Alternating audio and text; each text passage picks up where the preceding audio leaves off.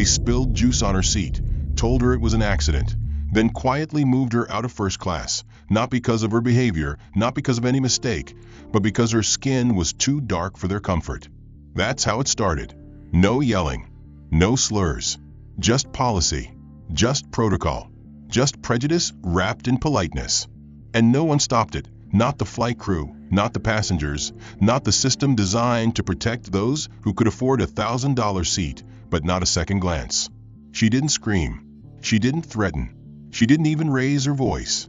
But 3 hours later, the airline lost $4.2 billion. And still, no one knew who she was. This isn't fiction. This is the series they never thought you'd watch. Because what happens when the woman they dismissed as just another passenger turns out to be the one writing the checks that keep their planes in the sky? What happens when the system tries to bury someone without realizing she was the system? And what if she doesn't fight back with rage, but with silence sharp enough to split open $1 billion machine? This is the story of Solene Warren, a woman they tried to erase in aisle 2A. And this time, we're not starting from the beginning. We're dropping you straight into the eye of the storm. The injustice has already happened.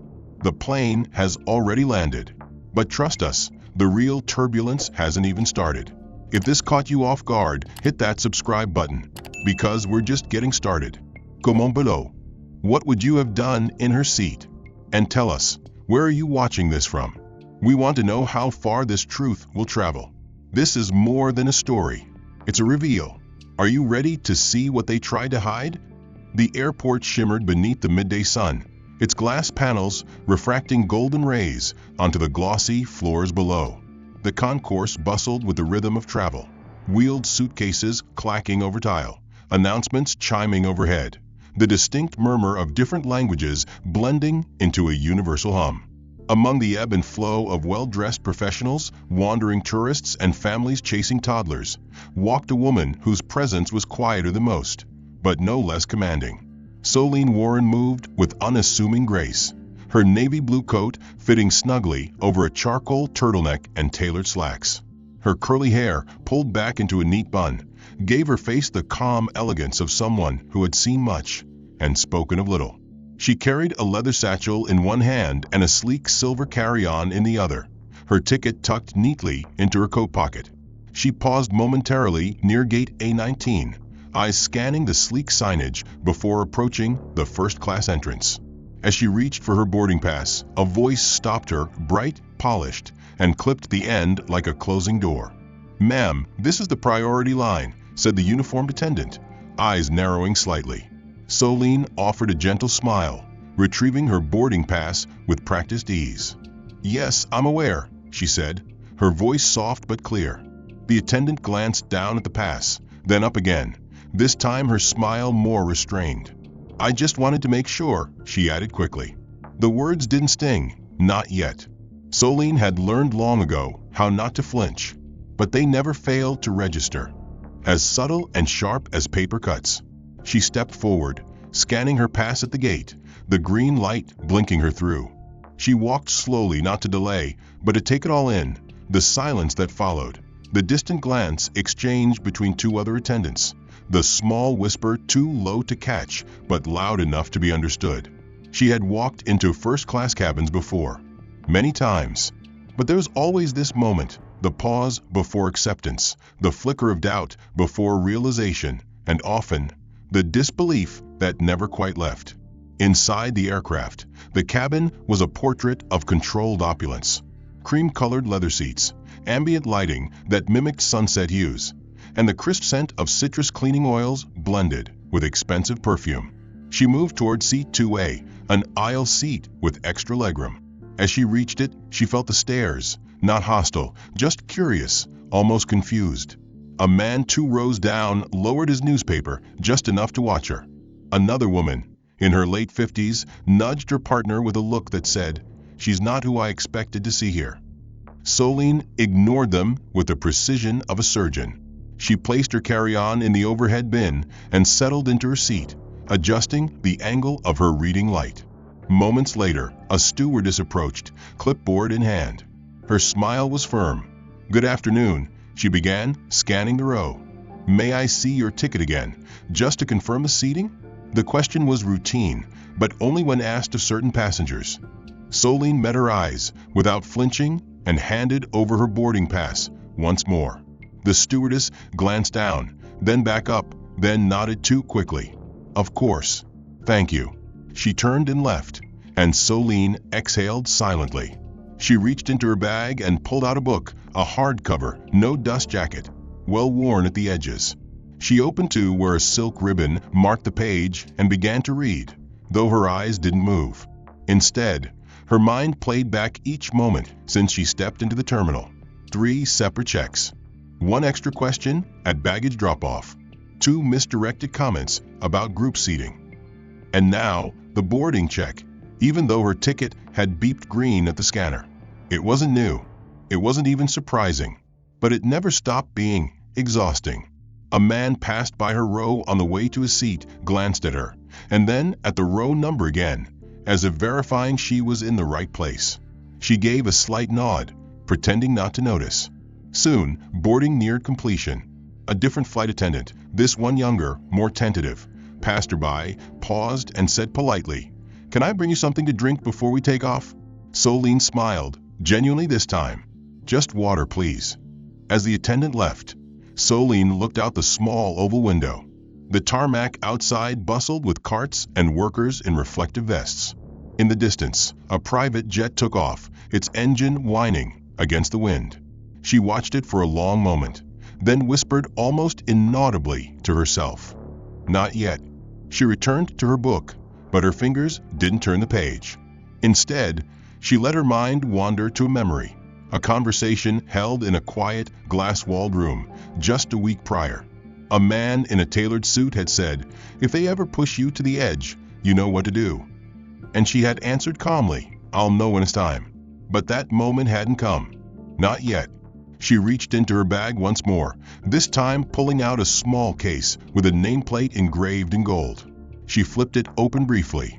Inside was a badge, not of authority, but of ownership. Her name, her role, her power. Then she closed it and tucked it away again, deep within the bag, beneath the book, beneath the silence. The captain's voice chimed over the speakers, announcing the final stages of boarding. Solene leaned back in her seat, exhaled quietly, and allowed herself to disappear into the sea of comfort and expectations she didn't ask for, but had earned many times over. As the engines whirred to life and the aircraft prepared for takeoff, no one around her knew who she really was. But they would, sooner than they thought. The plane had barely begun taxiing when a voice cut softly through the ambient hum. "Excuse me, ma'am," came the tone, polite, almost apologetic, yet unmistakably calculated. Solene looked up, meeting the eyes of the same stewardess who had checked her ticket earlier. The woman now held a practiced smile and clasped her hands neatly in front of her as if rehearsed. "Would you mind stepping into the galley for a moment? We've had a small situation arise with seating." Solene closed her book, marking the page once more with the ribbon, and stood up without a word. The other passengers barely noticed her movement, too consumed by emails, window views, or pre-flight drinks. As she followed the stewardess toward the galley, she could feel the pressure build in the air, not from turbulence, but from intention. Once behind the curtain, the flight attendant spoke a little faster, her eyes darting between Solene and a small tablet she held. "We've had a request. One of our frequent elite members is traveling with his elderly mother, and unfortunately they've been separated by a glitch in the system. We'd need to reassign a seat to accommodate their proximity." Solene waited, not because she was confused, but because she was tired of this particular dance. "And the seat being reassigned," she asked evenly, "is mine." The stewardess hesitated, caught, then tried to recover. "Well, yes, temporarily. Only for takeoff. We'd be happy to upgrade you again once in the air if space becomes available." Solene raised an eyebrow, her voice still level. "So, I'm being downgraded, temporarily, from a seat I paid for to resolve someone else's problem." The stewardess winced at the word downgraded, as if it was an accusation rather than a description. "We completely understand if it's inconvenient, but this is just a courtesy gesture. We always try to support our loyal members." Soline didn't respond immediately. Her silence stretched long enough to make the attendant shift her stance. Then, with a nod so subtle it could have been a blink, Soline said, "Show me the seat." They returned to the cabin, but not to her former row. Instead, the stewardess led her past row 4, then 5, then 6, all the way to the final row of business class, where a narrow middle seat sat flanked between two broad-shouldered businessmen who were already well into their Bloody Marys. The aisle seat was taken, the window claimed. Soline looked at the tight space with no footrest, no privacy screen, and no overhead bin remaining. She turned to the stewardess. "You're asking me to sit here?" "Just until we reach cruising altitude," the woman insisted. "Then we'll see what we can do." Soline slid into the seat without another word.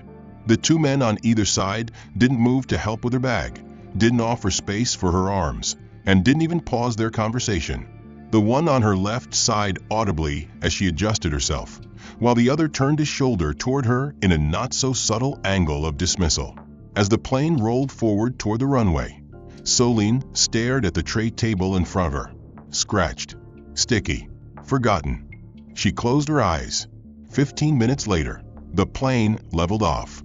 The seatbelt sign dinged off, but no stewardess came. No upgrade followed. The curtain between business and first remained closed. She sat wedged in place, her elbows tucked in unnaturally, and wondered how many more quiet insults it would take before they simply admitted the truth, that her presence in first class had never been welcome. Then came another blow, disguised in civility. A man seated behind her leaned forward and tapped a flight attendant as she passed. "Sorry to be a bother," he began, "but is there any way I can switch seats?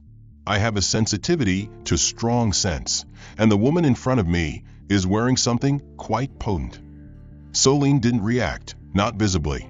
She had not worn perfume, only a mild moisturizer, unscented.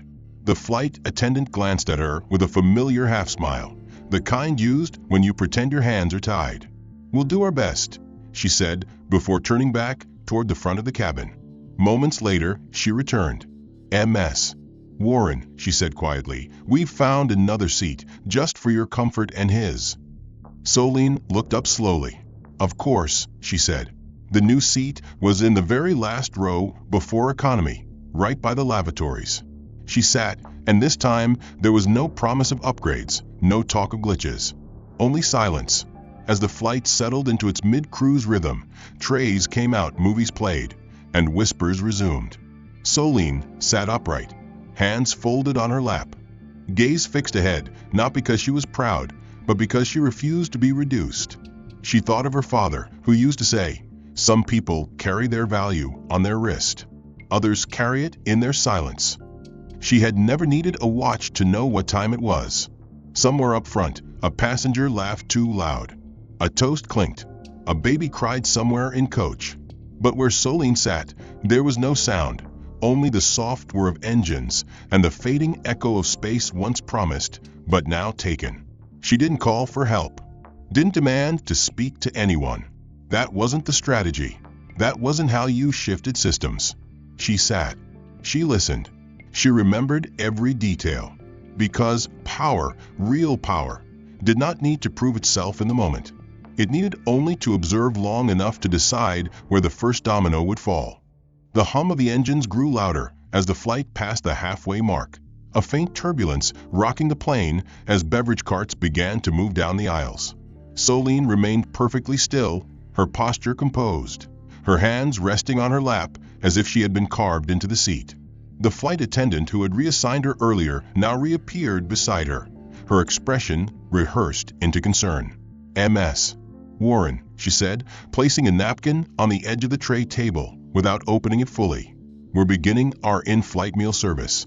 Would you prefer the chicken or the vegetarian pasta?" Soline responded calmly. "I pre-ordered a gluten-free meal when I booked the ticket. It should be listed under my name." The attendant gave a short blink, pretending to consult the device in her hand, then smiled stiffly. "I'm sorry, it looks like we didn't receive any special meal requests on our system. I can offer you a fruit cup and a roll." Soline tilted her head slightly, not in protest, but in consideration. "No problem," she replied, voice level. "I'll take the fruit cup." The attendant walked away, and for a few moments, all was quiet again. Then, from her peripheral vision, Solene noticed another passenger, a woman seated a few rows ahead, received the same gluten-free option Solene had requested. The attendant served it with a smile, even added a warm towel and a glass of sparkling water without being asked. Solene said nothing. She simply accepted the cup of pale melon cubes and dry roll placed in front of her 10 minutes later, both covered in condensation. Her tray remained closed for most of the service. No one asked if she needed help. No one returned to check in. She watched as each row ahead received full trays with steaming entrees and folded linens. When the cart passed her row again, the attendant avoided eye contact, moving faster, as if afraid that lingering might provoke something. But Solene had no intention of reacting. Not now. She pressed the call button once, not in desperation, only to request a blanket. A different attendant arrived this time, younger, her uniform slightly looser at the collar. "Hello, ma'am," she said politely. "How can I assist you?" Solene smiled gently. "I'd like a blanket, please." The attendant hesitated, then offered a regretful shrug. "I'm afraid we're currently out. We've only got a few left, and they've been prioritized for seniors and passengers traveling with children." Her tone was respectful, but final. Solene nodded and thanked her anyway. She had brought a shawl, and now folded it over her arms slowly, like wrapping herself in quiet dignity. As the cabin settled into dimmed lights and whispered conversation, a flight supervisor made her rounds, an older woman with a clipboard and a tone of managerial efficiency. She paused by Solene's seat, glanced at her name on a printed manifest, and said, "MS. Warren, just checking that everything's to your satisfaction." The question hovered somewhere between protocol and dismissal. "Everything's fine," Solene replied evenly, though both women knew it wasn't. The supervisor offered a practiced nod and moved on. Behind Solene, someone sneezed. A child laughed in economy. A wine bottle was uncorked 2 rows up with a satisfying pop. The luxury around her carried on without her. It wasn't that she didn't belong in the cabin. It was that the cabin had collectively decided not to acknowledge she did. Then came the moment that truly defined the flight. A man, middle-aged, suntanned, dressed in a navy pullover and khakis, walked from his seat near the front of the business section and paused directly at a row. "Excuse me," he said, addressing a nearby attendant. "Is this the lavatory line?" The attendant nodded, and the man smiled as if amused by his own question. Then he turned to Solene and added, not unkindly but unmistakably, "It's rare to see someone like you this far up front. Travel for work?" She stared at him, not in anger, not even in disbelief, just with the quiet patience of someone who had learned long ago to outlast discomfort. "Yes," she replied after a pause, "but not the kind you're thinking of." The man chuckled, as if she'd made a joke. Then he nodded and moved along. The attendant returned shortly after with a hot towel and a sealed bottle of water. "Thought you might want this," she said. There was no apology, no acknowledgement of what had just happened. Solene took the water, folded the towel carefully, and said thank you. Hours passed. The city lights beneath the clouds came into view. Landing announcements were made, and seats returned to upright position. The cabin stirred with the gentle chaos of descent. But for Solene, everything remained still, her presence invisible, her discomfort accepted, her value unseen. And yet, within that invisibility, she found focus. While others counted air miles or scrolled through photos of their weekend homes, she counted each moment, each word, each gesture. They thought they were teaching her where she belonged. What they didn't know was that she had built the very infrastructure that made their comfort possible. She had financed the runways, brokered the hangars, advised the mergers. She had signed off on the fund that guaranteed half their operating budget through Q3. But she said none of this. She had learned that the most powerful thing you could do wasn't to remind people who you were. It was to let them reveal exactly who they were when they thought you were no one. By the time the aircraft began its final hour of flight, the cabin had settled into the muted hush of mid-air routine. Most passengers either dozed lightly, browsed through in-flight entertainment, or stared out into a sky that looked like frozen time. Solene remained upright, her shawl pulled around her shoulders, her expression unreadable as she surveyed the landscape of privilege around her.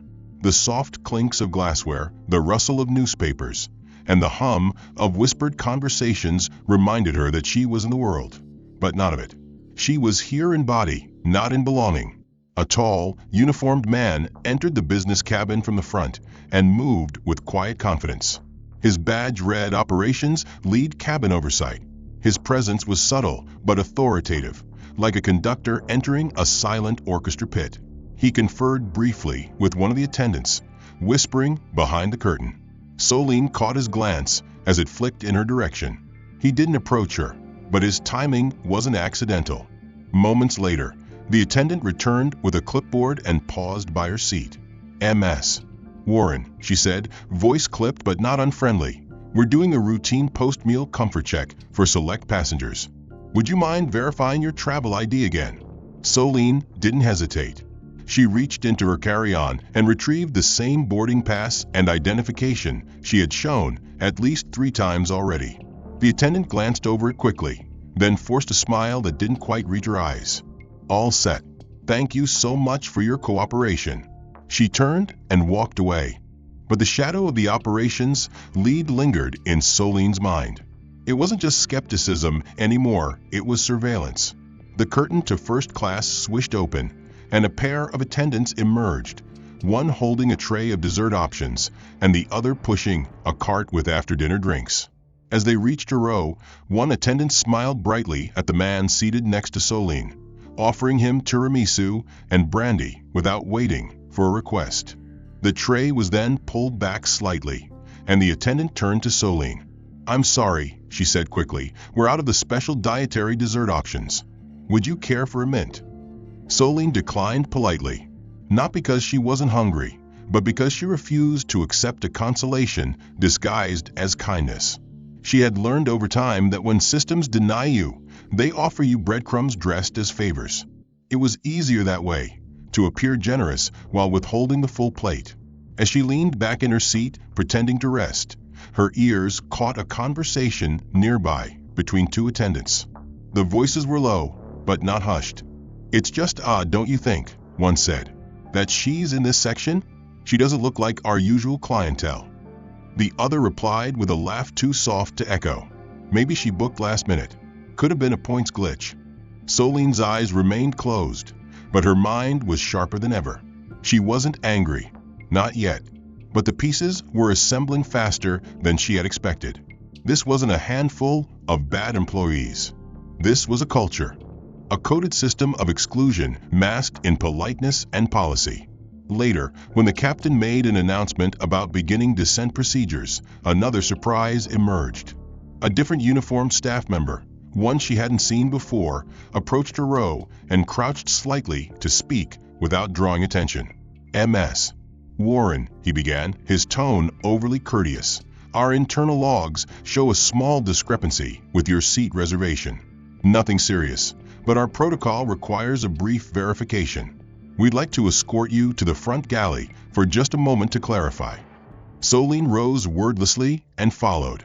Again, this time she was led past first class, into a small administrative alcove beside the cockpit. A third person was already there, a woman with a lanyard, clearly a supervisor. She held a tablet and didn't greet Solene, only looked at the screen and asked mechanically, "Did you personally book this seat, or was it arranged through a travel assistant?" "I booked it myself," Solene replied coolly. 6 weeks ago. Paid in full, confirmation received, and loyalty points applied." The supervisor nodded, still not meeting her gaze. "And the payment method was registered to you directly?" "Yes," Solene answered without pause. "Are you suggesting there's a problem with my account?" The supervisor didn't answer directly. Instead, she typed something quickly, then said, "These checks are standard when we see activity that differs from a passenger's typical profile." Solene tilted her head slightly. "What profile would that be?" The woman hesitated. "Spending pattern, seating preference, route frequency, and skin tone." Solene asked softly, her voice even but slicing through the veneer of professionalism like a scalpel. The supervisor looked up then, but only briefly. "Of course not," she said too quickly. "We don't factor in personal appearance." Solene smiled slightly, a smile that was more statement than expression. "You do," she said. "You just don't call it that." They escorted her back to her seat with polite nods and fake apologies. She sat down again, repositioned her shawl, and resumed reading the same page she hadn't turned in over an hour. All around her, people settled in for landing. Seat backs clicked into place. Tray tables snapped shut. And no one, not a single person, realized what they had revealed. Not about Solene, about themselves. The wheels touched down with a soft thud, and the aircraft exhaled a groan of hydraulics as it began its slow taxi toward the terminal. The seatbelt sign blinked to life, and overhead bins clicked with the subtle readiness of passengers eager to disembark. Solene remained seated, her body calm, but her mind tightening like a wire. She knew this part. It was almost over, or so she thought. A final scan. A last insult dressed in uniform. As the cabin stirred, the same attendant who had first relocated her leaned over with a hushed tone. "MS. Warren," she said with an artificial softness, "please remain seated after landing. One of our ground team members will assist you." Solene blinked once, then nodded. She didn't ask why. She already knew. It was never just about protocol. Passengers filed out row by row, with the same rhythm of privilege, soft leather bags, practiced handshakes with the crew, and not a single glance toward the woman still sitting in 28F. The cabin emptied quickly, and soon Solene sat alone, surrounded by silence and discarded newspapers. Her seat neighbor had left without a word. Moments later, a male ground agent boarded. His jacket bore the airline's crest, and his steps carried urgency, but his eyes avoided hers. "MS. Warren?" he asked, as if still unsure. She stood slowly. "Yes." He motioned toward the jet bridge. "If you'll follow me, please." No explanation, no apology. As they walked together, he spoke into a radio clipped to his shoulder. "Passengers secured. Proceeding to Terminal Checkpoint 2. Solene said nothing. The terminal corridor loomed ahead, fluorescent lights buzzing faintly above them. They didn't take the standard route through customs. Instead, she was directed down a side hallway, one typically reserved for staff and flagged individuals. They reached a small, glass-walled office just off the main terminal path. Inside were two more staff members, one seated at a desk, the other standing near a computer monitor. "Have a seat, MS. Warren," the woman at the desk said curtly. Solene remained standing. "I'd like to know the reason I'm being detained before I comply." The woman didn't look up. "Your travel data triggered a cross-check.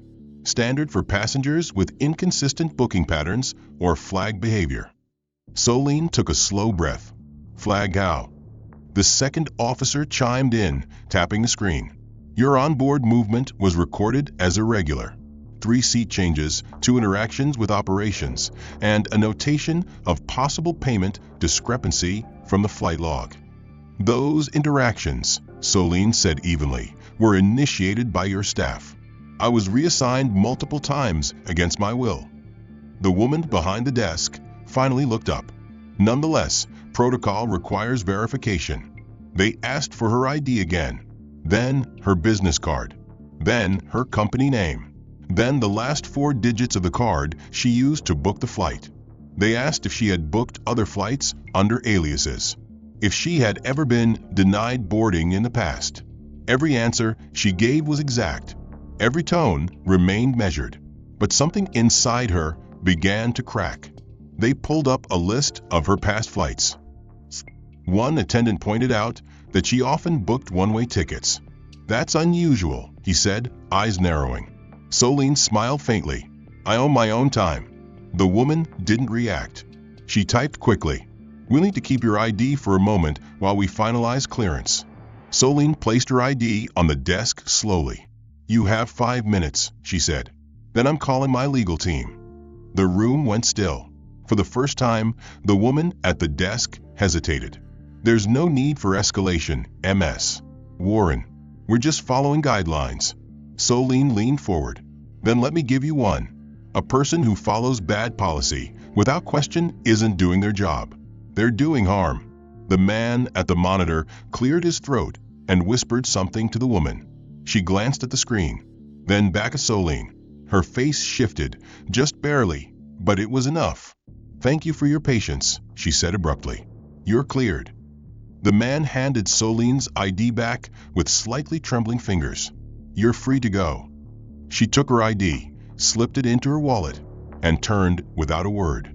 Her heels clicked against the tile in perfect rhythm, controlled, exact, unforgiving. Outside the room, the hallway led back to the main terminal, where the world still spun in glossy advertisements and duty-free perfumes. She walked past it all without pause, through sliding glass doors and into the sunlight. But something had changed. Not in them, in her. For the first time on this flight, her silence was no longer a strategy. It was the calm before the storm. Solene exited the sliding glass doors of the private terminal with the same poise she had carried throughout the flight. Her expression betrayed nothing. No anger, no bitterness, no trace of the emotional erosion she had just endured. Outside, the sun had softened behind a row of pale clouds, the light diffused in gray, mirroring her internal state, measured, deliberate, unflinching. A black SUV waited at the curb, engine purring low like an obedient beast. The driver stepped out as she approached, nodded respectfully, and opened the rear door. She slid inside without a word, settled into the leather seat, and closed the door with the same quiet control she had shown through every indignity. The vehicle merged into traffic, and for a few minutes, Solene said nothing. Then she reached into her bag, retrieved a matte black phone, her secondary line secured, encrypted, and used only for decisions that moved mountains. She unlocked it with a fingerprint and scrolled through no apps, no messages. She simply opened one secure contact labeled with a single letter, A. Her thumb hovered briefly before typing 5 words, execute transfer. Full divest. R41. She hit send. No dramatic punctuation. No confirmation request. No explanation needed. The message disappeared into the ether with surgical precision, and she set the phone back on the seat beside her. Somewhere in a high-rise overlooking a different skyline, the message arrived with a silent vibration on a desk of polished granite. The man who received it was already prepared. Protocol R41 had been written by Solene herself, years ago, crafted not in anticipation of chaos, but in expectation of power imbalance. It was a clause reserved for breach, not of contract, but of character. He didn't hesitate. He opened his laptop, entered a 6-digit code, and initiated the divestment process of Warren Crown's stake in Silverbird Airlines. No email to the board, no warning, just movement. Back in the car, Solene stared ahead, her reflection faint in the tinted glass. Her face was calm, but her stillness was loaded. She had endured everything they threw at her, condescension, exclusion, humiliation, and she had responded with discipline. But power doesn't always need to shout. Sometimes it simply listens, waits, then strikes. 3 hours later, the news began to break. The ticker on the business channel glitched for half a second, then flashed red. Silverbird Airlines shares plunged 18% following major institutional sell-off. The anchor tried to maintain composure, but the numbers on the screen spoke louder than his voice. By the time the East Coast markets closed, the company had lost $4.2 billion in value. Internal chat rooms buzzed. What the hell just happened? One analyst typed. Warren Crown pulled everything. No notice, another replied. Within Silverbird's boardroom, chaos simmered beneath expensive suits and forced calm. The CFO read aloud from his tablet. All Class A preferred shares previously held under Warren Crown now listed as liquidated.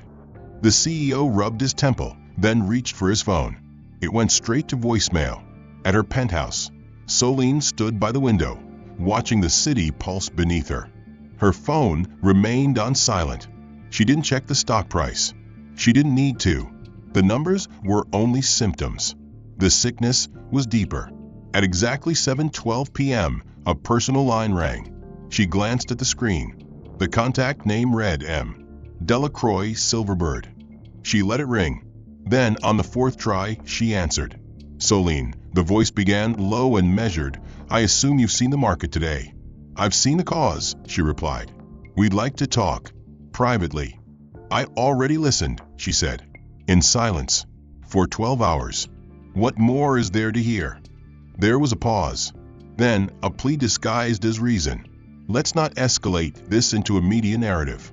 Soline's tone didn't rise. "You wrote your narrative when you treated a woman like an anomaly for occupying a seat she paid for. Things got misinterpreted." She cut him off. "No, they got recorded. Not on tape. In my memory. And in yours." There was nothing more to say. She ended the call. Later that evening, an emergency meeting was convened at Silverbird headquarters. Advisors dialed into global calls, PR strategists drafted statements. Legal teams combed through shareholder agreements, trying to find a loophole to undo the damage. But there wasn't one. The clause had been written with intention.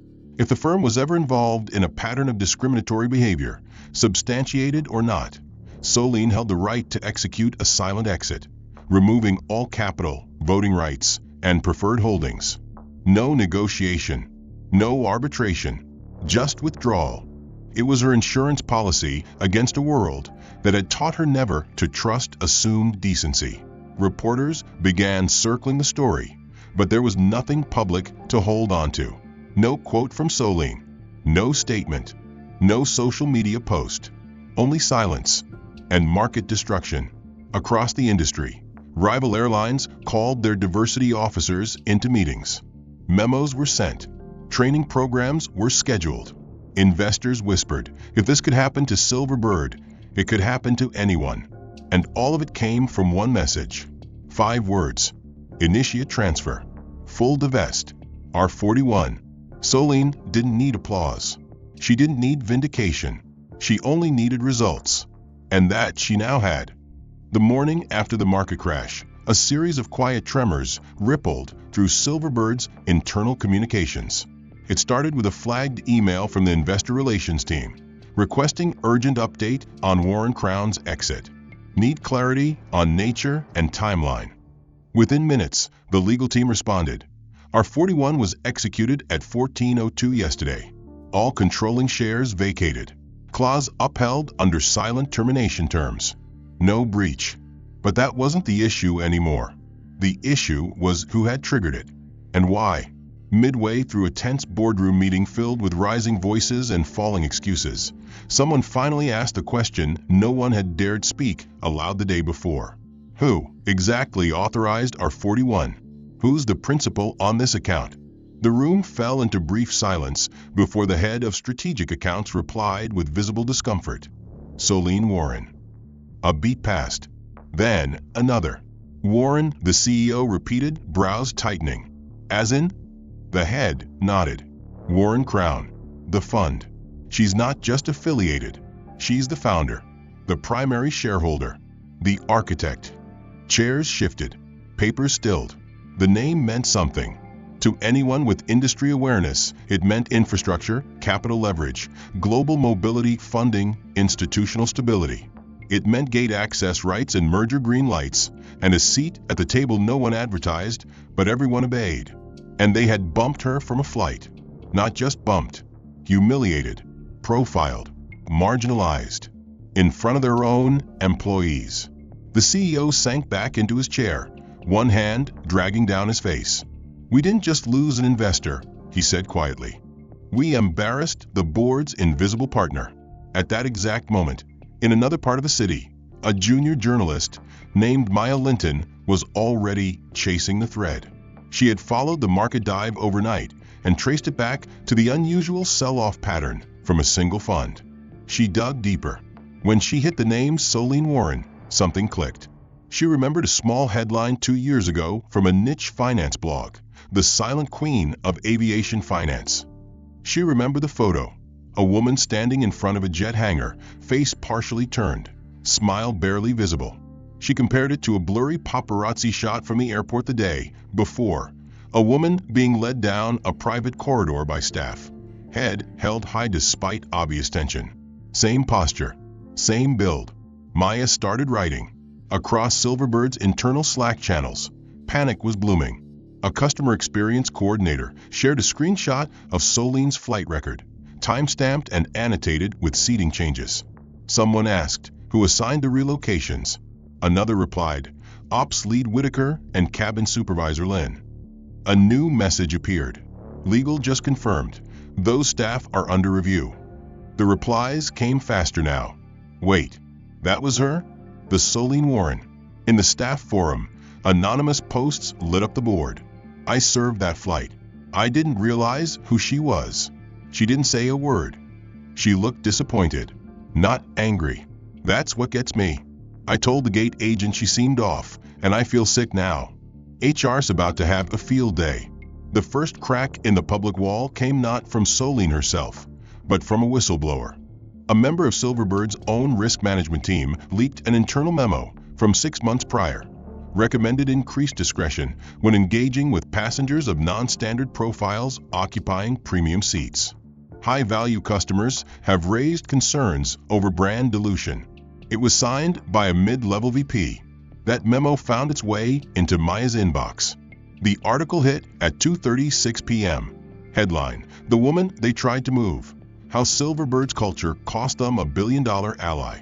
The subheading read, She never said her name. She didn't have to. Within hours, the article was picked up by major outlets. Industry leaders weighed in. A former airline CEO tweeted, If you don't know who's sitting in seat 2A, don't assume they don't own the plane. Soline said nothing. She issued no statement, made no appearance. But her silence now echoed louder than any press conference. At Silverbird headquarters, damage control turned into admission. The COO called for a temporary halt on all non-essential flights to stabilize operational transparency. HR initiated a full internal audit. Every employee who had interacted with Soline was interviewed. Some cried. Some denied. Some simply quit. One particularly shaken attendant, who had offered Soline a mint instead of a meal, gave her deposition. She didn't act like someone important, she said, voice trembling. She just acted. Patient. Too patient. Meanwhile, Maya's article included details few expected. Soline had anonymously funded the educational grants for over a dozen flight academy students in the past 5 years, many of them women of color. She had never taken credit. She had never asked for acknowledgement. She simply gave. And now, by taking away, she had done more to expose systemic rot than any campaign could have.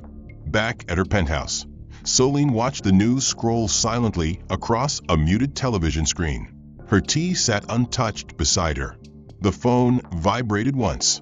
A single text. From shadows we saw. Thank you. No name. Just solidarity. She stared out at the skyline. Her city looked the same. But now it finally saw her back. Soline stood in front of the floor-to-ceiling windows of her office, the morning light tracing clean lines across the polished wood floor.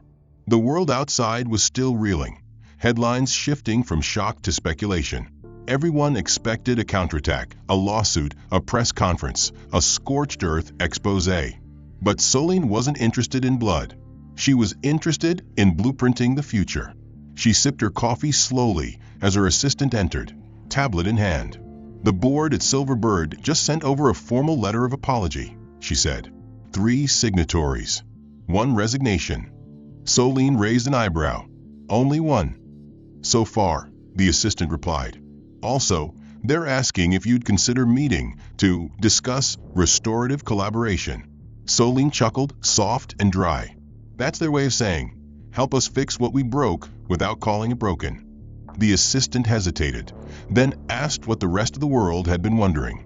Will you go? Soline didn't answer right away. She walked to her desk, opened a drawer, and pulled out a sealed envelope marked Flex Initiative. It was a policy packet she had written nearly 6 years ago, before her name was known, before the fund grew teeth.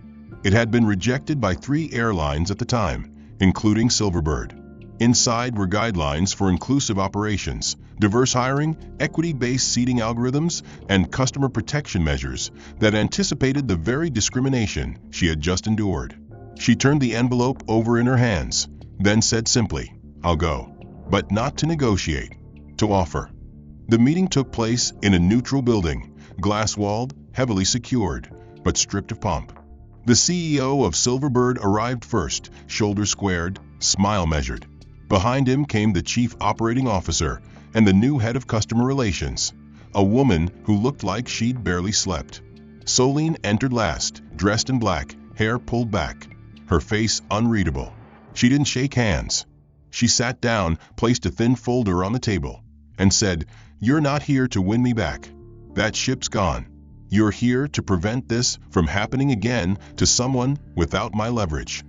They listened. For once really listened. She slid the folder forward. "This is the Flex Initiative. Flight Level Equity Execution. It's not PR. It's operational overhaul." They opened the folder. Inside, policy reform models, executive retraining programs, anonymous reporting infrastructure, anti-bias flight routing systems, a complete redesign of employee escalation protocols, and a built-in review board that would sit independently from airline management. "Adopt this," Soline said, "not for me. For the passengers you don't notice. For the names that don't make headlines." The CEO leaned back, visibly shaken. "This is beyond anything we've planned internally." "Exactly," Soline replied. "Because your plans were made to protect perception. Mine were built to protect people." They didn't reject the proposal. They didn't even push back. For the first time in days, no one tried to manage her. Later that afternoon, the airline released a statement, not defensive, not legalistic, but humble. It read in part, "We were wrong, not in one instance, but in systemic practice. And the person we wronged has chosen not to punish, but to partner. That grace is more than we deserve, but we will not waste it." Soline didn't attend the press event. She wasn't the face of the reform. She chose someone else to take that role. A woman named Mariana Reyes, a former flight attendant of indigenous descent, who had been terminated by Silverbird 2 years ago for insubordination after calling out racial bias. Soline brought her back, not as a gesture, but as a decision. Mariana would now serve as Director of Equity Strategy at the newly formed Passenger Trust Division. In an internal memo leaked days later, Mariana wrote, "The woman who changed everything didn't do it with anger. She did it with options, with foresight, with control." That's what power really looks like. Across the industry, other airlines began contacting Warren Crown. Quiet inquiries, drafts of new partnership models, speaking invitations. One executive from a rival carrier wrote, "You didn't just change the game. You rewrote the rules of who gets to play." Back in her office, Soline finally allowed herself a moment to rest. She watched the river move slowly beneath the bridge, her reflection faint in the window. Her phone buzzed, a message from a young pilot she had once mentored. It read, "They're offering me a promotion. They're listening now. Because of you." Soline smiled, not wide, not triumphant, but real. Her assistant entered again. "Press still wants a quote. Any word you want to put out?" Soline thought for a moment. Then she said, "Tell them, I didn't burn the house down. I just turned on the lights." The ripple effect of Soline's proposal settled into the industry like an aftershock, a tremor that didn't destroy buildings, but forced everyone inside to check their foundations. At Silverbird, the implementation of the Flex Initiative began within days, not weeks. But no rollout of reform came without reckoning. The first audit report, completed internally but soon leaked to outside sources, identified over 30 incidents in the past 5 years that mirrored Soline's experience. Passengers of color being reassigned, flagged, delayed, or questioned under vague, standard operating procedures. Names surfaced. So did patterns. The cabin supervisor from Soline's flight, Lynn, was called in for review. What began as a routine performance assessment turned into a formal disciplinary hearing. Footage from the aircraft confirmed she had flagged Soline's seat as potential misplacement within 20 minutes of boarding, despite a verified ticket scan. Her justification in the report, intuition-based guest management, was struck down by compliance as a breach of anti-bias protocols. Lynn was suspended indefinitely, pending termination. Operations lead Whitaker, who had overseen the onboard seating reassignment, resigned before the hearing. His resignation letter included one sentence: "The cost of my silence was greater than I ever imagined." The gate attendant who first questioned Soline's priority access was reassigned to regional routes, not as punishment, but as consequence. HR noted her participation as perpetuation of internal bias culture. But the real fracture occurred at the executive level. During a shareholders' emergency meeting, pressure mounted to hold leadership accountable, not just for the public embarrassment, but for the systemic failures that allowed it. The chief experience officer, who had once proudly dismissed inclusion training as PR fluff, was voted out. His departure package, once worth millions, was reduced to a third after Soline's legal team quietly renegotiated the equity clauses under the moral misconduct provision embedded in Flex.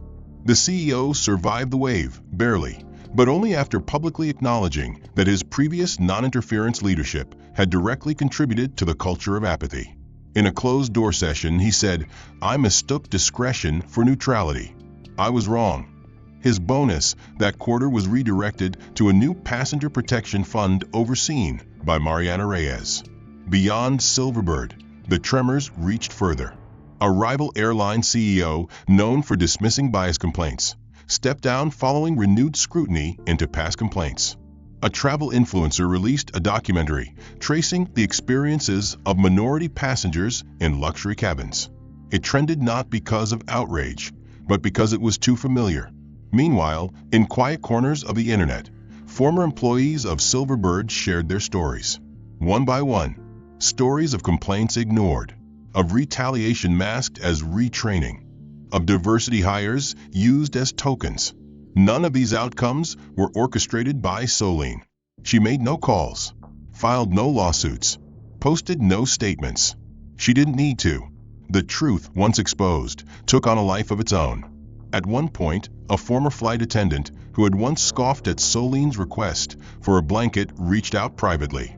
Her message read, "I didn't see you then. Not really. I thought I was being fair. Now I know I was just following comfort over courage. I'm sorry." Soline didn't reply, but she forwarded the message to Mariana. "Follow up," she wrote. "Maybe she's ready to help fix what she once protected." Meanwhile, Soline received a package delivered to her office by courier. No return address. Inside was a navy blue employee badge, scratched and faded, along with a note. "This used to give me authority. I now see it gave me cover. Thank you for uncovering us." Her assistant asked if she wanted to respond. Soline only shook her head. Let the lesson stay theirs. In boardrooms, executives started referring to internal failures as a Warren moment, the point at which someone realizes that silence is no longer safety. The phrase became industry code, shorthand for overdue accountability. An anonymous source leaked minutes from a closed Silverbird Ethics Committee meeting. One line stood out: "We didn't lose control because someone spoke out. We lost it because too many of us chose not to speak at all." Outside the world of policy and protocol, change began to show in simpler places. A single mother boarding a flight with her son in first class wasn't questioned. A passenger with a Swahili name wasn't asked to re-verify ID. A Sikh man in business attire wasn't randomly selected for additional screening.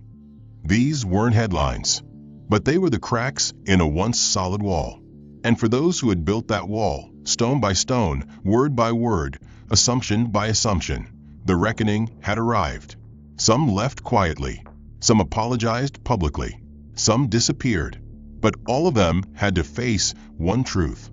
They were no longer unseen. Weeks passed. Headlines shifted. The world, as it always did, moved on to the next crisis, the next scandal, the next distraction. But not everyone returned to normal. In quiet spaces, where reflection replaced performance, some chose not to forget. One morning, Soline received a letter. Not an email, not a message, but an envelope with deliberate handwriting and no stamp, clearly hand-delivered. Inside was a folded sheet of paper, soft at the edges from having been carried too long. The handwriting was uncertain at first, then steadier by the second paragraph. Dear M.S. Warren, it began. I don't expect forgiveness. I don't even expect this to be read. But I needed to say something before I leave the industry for good. It was signed by Lynn, the cabin supervisor. She wrote of her 22 years in aviation, her pride in her record, and the discomfort she had always pushed aside when passengers were treated differently under her watch. I told myself I was following procedure.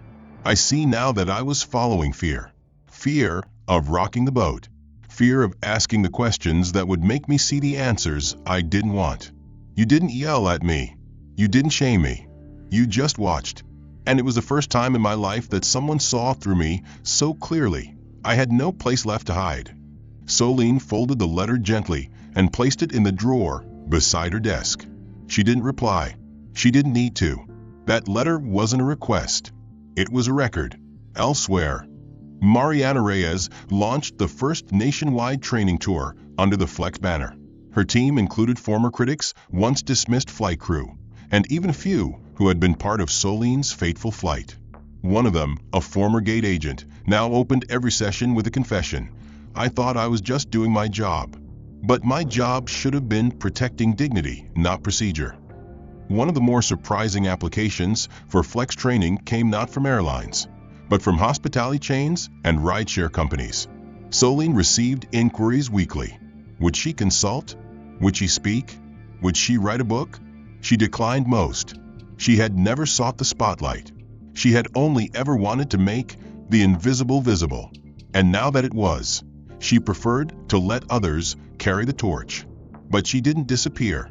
Once a month, she visited a small training center in a quiet part of the city, a program funded anonymously for aspiring pilots and aviation staff from marginalized backgrounds.